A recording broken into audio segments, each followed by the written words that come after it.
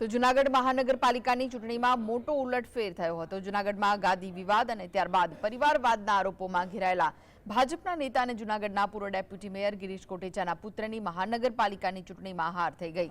ગિરીશ કોટેચાના પુત્ર પાર્થ કોટેચાની અપક્ષ ઉમેદવાર અશ્વિન ભારાઈ સામે હારી ગયા હતા। પાર્થ કોટેચા વોર્ડ નંબર 9માં ચૂંટણી લડી રહ્યા હતા। વોર્ડમાં 3 બેઠક પર ભાજપ અને 1 બેઠક પર અપક્ષ ઉમેદવાર વિજેતા બન્યા છે। કારમાં પરાજય બાદ જૂનાગઢ મહાનગરપાલિકામાંથી કોટેચા પરિવારની બાદબાકી થઈ ગઈ છે। તો બીજી તરફ જૂનાગઢના વોર્ડ નંબર 9માં પાર્થ કોટેચા સામે ચૂંટણી લડનાર કોંગ્રેસના ઉમેદવાર મહિપતસિંહ બસિયાની હાર થઈ। હાર થવાની સાથે જ મહિપતસિંહ બસિયા ભાજપમાં જોડાઈ ગયા। જૂનાગઢ મહાનગરપાલિકાના વોર્ડ નંબર 5માં ભાજપની સમગ્ર પેનલનો વિજય થયો હતો।